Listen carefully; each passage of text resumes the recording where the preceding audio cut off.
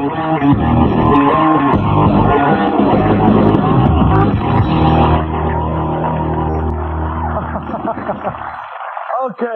North Korea. Some people think it's funny, but Dennis, what do you think? Should we go in there now? They're starting with us. What should we do? Let's go in. Let's get the, what does he drink? Courvoisier. Yeah, he's like the biggest customer Courvoisier has on the planet. Yes, he is. I think they ship like some insane, like 1 million bottles to him. Right. Every time they do a batch on a yearly basis, they send it to him. Let's go over, get drunk, kick the shit out of him, come back. And then next. Why don't we just poison the Courvoisier, save us the trip? I'm just saying. That's a good point. But it's France, isn't it French? They're not going to poison it. No. Well, why don't we poison all the French? Okay. And then poison the Courvoisier, and you kill two French birds with one stone. Let's poison the French, okay? Jerry Lewis. And then blame it on the Germans. Yeah. We have to go in and get him. He's like a big bully. It's like trying to talk peace with the big bully. It's like if a bully says, I'm going to kick your ass, and you're like, I understand how you feel. No. A big bully is like 3.5 feet tall. That's the problem. He has big shoes, He's a complete psycho with his little stupid Roy Orbison glasses and his. Do you know how short you have to be to have a Napoleon complex in North Korea? That guy.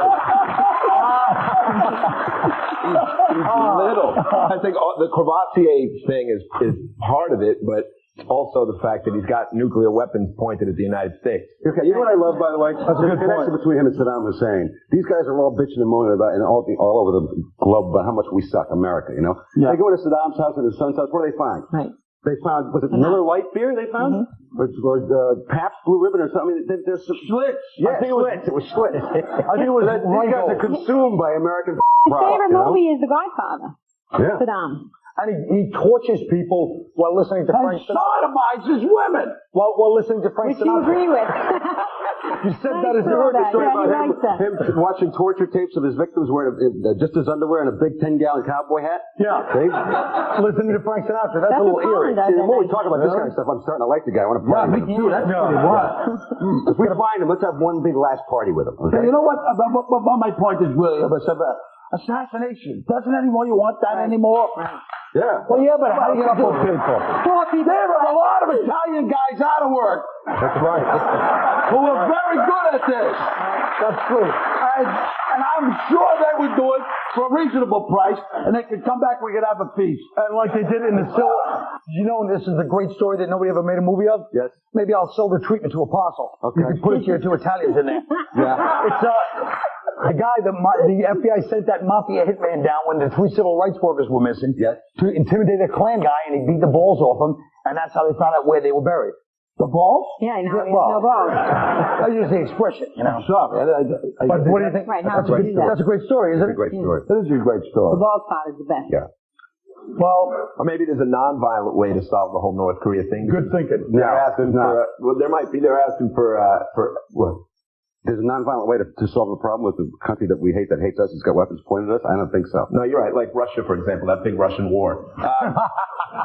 There are things that there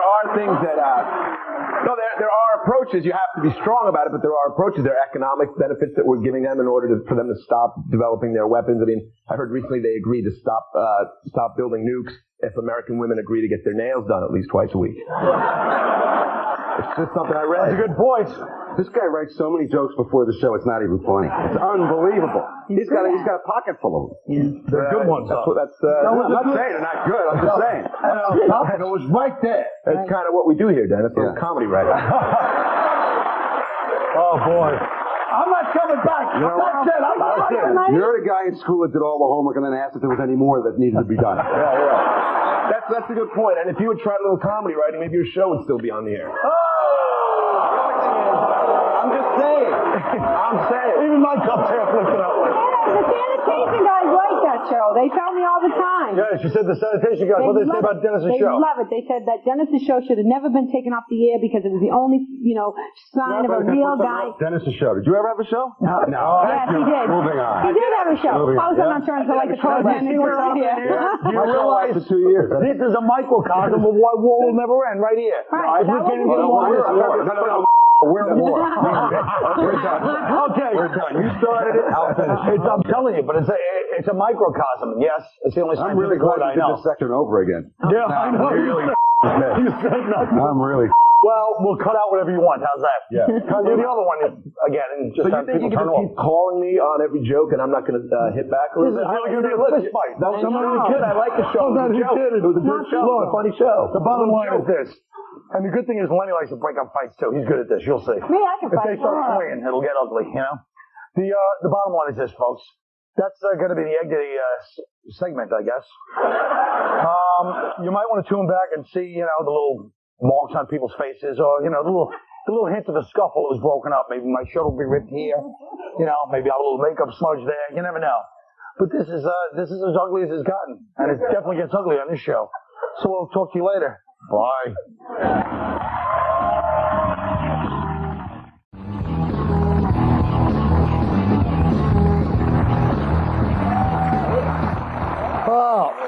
Whenever you guys are done discussing Dana Gould's stupid career on The Simpsons, I'd like to move along. Right. Since March 2000, there have been 56 deaths from fraternity hazing. Wow. This frat life is crazy. Now, I was in a fraternity when I was young. It was called Phi Kappa Nambla. They would paddle you in your underwear and then take pictures of us and put it on the internet. I was 7. Now look, do fraternities do more harm than good, Greg? No, I think they're great. I mean, there's good fraternities and bad fraternities. I was in a fraternity in college, and fraternities are great because when you're in a fraternity, if you pass out drunk, there's always someone there to pee on you. I think they're bad. I think they make you be too cliquey. They make you hang around with all the same people you don't get exposed to enough. I don't like them. I think they're dangerous. I'm sorry. Sorry. I just think they're dangerous. I think the hazing and people get killed by it. I like that aspect of it because I think it's thinning the herd. Right. Well, if you're stupid enough to join a fraternity and do the stupid they do, you deserve to die, okay? Do it for money. Well, I wanted to be in the fraternity, but I didn't want to go through the hazing. So we had to kidnap all of them. We kidnapped all the people who were hazing us, and then, we drove them up to another state and stripped them down and threw them in the woods. But they came back. So I had to drop out of that fraternity. The lesson to be learned is there. What is the lesson? You should have killed them. You should have killed them. The lesson there was, Lenny, I think I'll refresh your childhood memories. You weren't in a fraternity. That was a gang. Yeah. We used to go rob the fraternities, remember? Yeah. With white Lenny grew up near balls. like 5 colleges, and he was never in a class. Yeah. You went to college? Did you go to college? I went to Harvard till I found out I wasn't enrolled. Yeah. Then I booted me up. The whole reason why it was established was for morality. Fraternity, morality, and literature. That's the whole reason why it was established. And this hazing thing is not moral at all. I mean, killing kids is You not. went to college, didn't you? I did, I can tell by the way you explained that. Yeah, it's true. Now, were you in a No, I sorority? went to UMass Boston. I went to white trash college. They didn't have Was that sorority. like a buck a year? Yeah. My mother worked in the physical plant, so I went for free. Did you really? Yeah. Now let me ask you this. Yeah. This whole fraternity thing. Are we going nowhere with this? But listen. I'm talking to guys that robbed colleges, people that went to UMass. I have more statistics. Or that meant they would blow up the physical plants. I believe you have statistics. But let me ask you this. Don't you think it's natural when guys get around other guys, whether it be the army or hazing or just guys hanging on the street, they always have to torture somebody. The weakest always fall. No? Wasn't there the one guy you guys always used to pick on growing up? Let's be honest, as men. Yeah. Okay, and Sue can probably confirm this once we've settled it. If you get enough of us together with enough free time, we'll do a lot of stupid. Correct? And mean stuff, And too. mean stuff, too. The weakest person will take it. Right, but Carl, I think you're overlooking what fraternities were all about. With more people, you could pitch in more money and get more booze. Yeah. That was, and that is true. But that's not morality. That was the key, you're right. No, but there was also the date raping. Right? Well, yeah, but these are all perks. No, when I was a nerd, when I was a lazy eye, and people used to whip acorns at me, and I just did. Well, why were you lazy? Why did you make it No, my eye was lazy like this. Whipping acorns at you? Yes, I like have to run out of my house and skip through the acorns because they whip me. I couldn't see them because I had a patch on my eye. I lived in Dorchester. I lived in Dorchester. They were important. You know it was real, too, because she didn't say throw. They used to whip them at They me. used to whip them at me. I used to have to run. Chuck them at me. Look, That's why I'm skinny. speaking of meat acorns. No, from running. Oh, Good cardio. Now listen, college course, now it's $160,000 for a 4-year college to send a kid to a college. Yeah, my okay? kids aren't going. Your kids aren't going to college? Now your kids are getting near college age, one of them is. What are you going to do? My oldest is. Jack, I told God love this kid. This is the greatest kid in the world. He told me a year ago, I'm not going to college. And I just took that money. I said, no, it goes right back into my account, you know? Great kid. You didn't say, hey, let's think about it, son. You're too young. No, I think college can be a waste of time. I told your son Jack that your dad's got enough money, you don't have to work as long as you live. Just stay out of jail, and you can live off of him. See? That's why he did tell him that. Good for you. And he told him not to join. I think if you it depends what job you want to do. But if you're an actor, there's no reason to go to college. Just go to work. Go out and get an acting job. And even in business, if you ask me, when I've seen a successful businessman, it's not the people that did the best in school. It's the people that can sleep the least after drinking the most the night before and show up the next day. Exactly right. If you take the guy to school at 4 in the morning, get him to sign, and you're at the office meeting the next morning. That's why you were never good as a businessman when we were younger. That's true. You know, way too late. You know, Colin, I was very poor in math, and I thought that would hurt me in the business community because math was just one of those subjects that stumble. But divide, like if you had an 8-ball of Coke and you put it out, right, I could divide it up evenly between all of us. So the whole thing with math is not that important. Right, and it also showed you could be trusted. Exactly. Now, let me ask you something. When that 8-ball, did it divide itself miraculously when somebody had to go to the bathroom and pee? Was there a little... Let's put it this way. He was very good. I can attest he was very good. And how does that help you in your career? Well, look where he is now. Yeah, he's doing on the great. Colin Quinn show. There you go. Well, I think that says it all. We're going to come right back after this message. Don't go nowhere. Next up, Dennis, Lenny, and I, Apocalypse Next.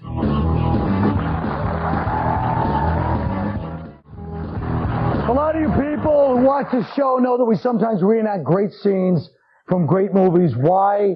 Because I was a comedian, people typecasted me, but I'm a great actor. A wonderful, great actor. And I never got to do some big scenes like the famous Vietnam movies, you know, so this is basically my chance to do that, and I'm just gonna get into character. I'm like looking, I look at my gun, like my gun is what moves me at this point, because it saved me in Vietnam and the fields or whatever it was, you know.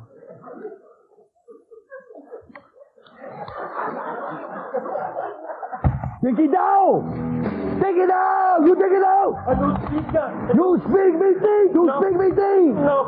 Go! Hey, what the hell is wrong with you?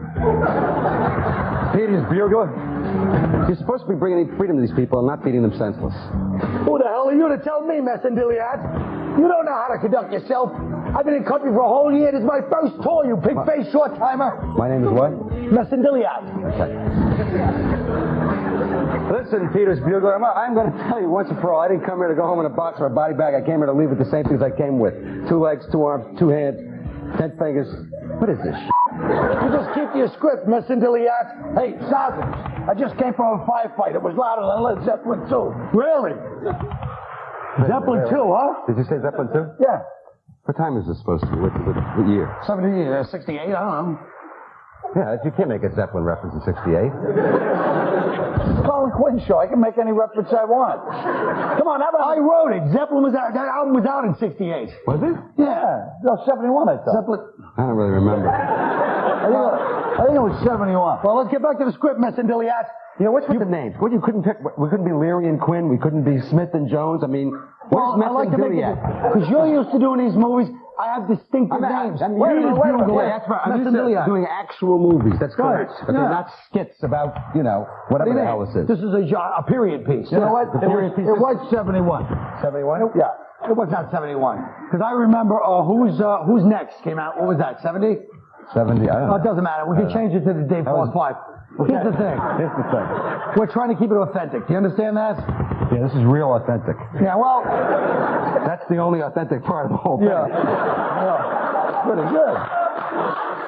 Hey, I'm having non-flashbacks. I wasn't even there. Yeah, well, let me just tell you something. This bastard calls me up this morning and leaves me a message and goes, hey, listen, what is this? He starts barking at me on the phone. Wait, let's finish the scene. Hey, are you an actor? Actually, no. I'm an associate producer on the show. Yeah? Well, last time I was here, my check was late. Is that your fault? Ah! No! Yeah. Dao, Dinky Dao. Yeah, that's real dialogue. What does that mean?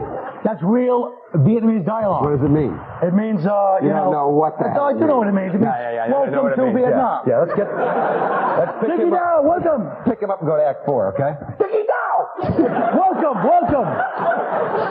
You know, here's what kills me, folks. Yeah, this is the part that kills me. You and I could have sat down with Lenny and done very... I think he's losing. No, he's all right. He's losing conscience. Listen, here's what kills me. Yeah. Go ahead. Dinky Dao! He calls me up. He's been on twice. People love it. People love the show when he's on. He comes on last time. We do this thing with a little monitor because first time it just had to be free association. And after the second show last time, he goes to me, hey, you know, it's kind of cool with something to work off of. Yeah, so this time we go to look at it. I meant a little bit of some stuff in the teleprompter, not a whole goddamn set from Vietnam. He spent all this money. You and I could have sat down. I could have had a cigarette. He could have come in. We're very funny. They love it. We go home. I like the fact that I could have had a cigarette as part of it. I think he's sick. Are you sick? I think this guy's sick. No, he's okay. He's the associate producer. Jason, you right? Hey, I love you. Welcome. Look, if I wanted to do bad sketches, I would have been on your show, the old one, you know? SNL? Yeah. Hey, can we add an explosion and get out of this? Yeah, let's get out of this. How do we get out? Only if you say the line about the hut. You didn't say anything about it. That one I know. We'll never know if any of these what's with the hut? Why come it's so small? Well, it's supposed to be in the distance. See? All right, fellas. Dinky Dao! Dinky Dao. Dinky Dao. We'll be right back.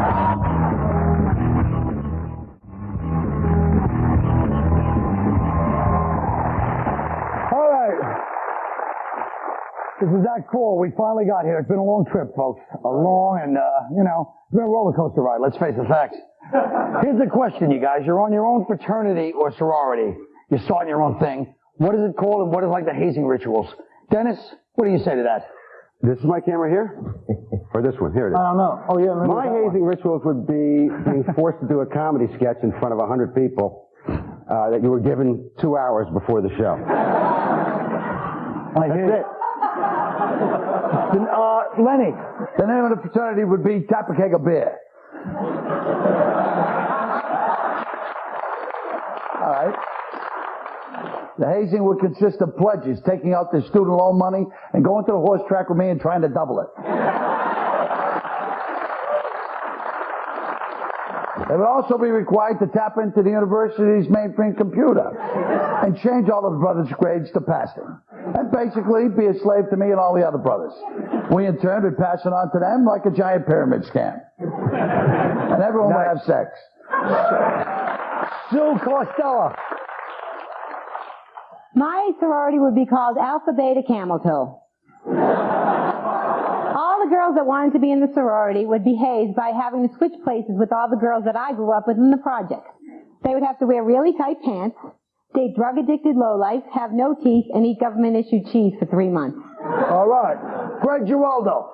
I'd start a group not for myself, but for the people who are often overlooked by the Greek system, fat girls. I'd call it Delta Upsilon Delta Omega, DUDO, short for Dunkin' Donuts.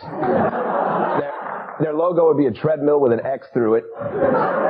There'd be no hazing because nobody likes a cranky fat girl. Besides, what would we possibly force them to eat or drink that they wouldn't happily inhale on their own? How does a guy like me, who's clearly letting himself go to crap, have the nerve to make a cheap fat girl joke? 3 years of fraternity training. Now, my fraternity is called the Party Animals. We get up in the morning, blasting news radio. Then we put on different colored turtlenecks, tease our hair like Kim Il-jong. We all pile into a minivan, drive over to the campus, stand around the student union, threaten people with karate chops if they wise off to us. Then we're back in the van, go home, a house party with music from Lou Bega singing that Mambo No. 9 song. Then we have a contest to see who could do the funniest reenactment of a scene from Stealing Harvard, my favorite movie. And then slowly, we would turn on the oven until we were overwhelmed with fumes and wait for sweet death to embrace us. That's it, pledges. Remember, tomorrow night we're doing a panty raid on The Daily Show. Good night, everybody.